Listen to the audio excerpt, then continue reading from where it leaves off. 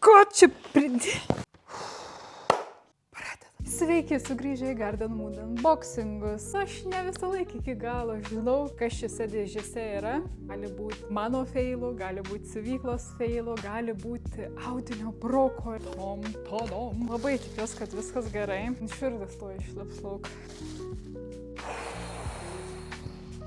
Yes. Valio.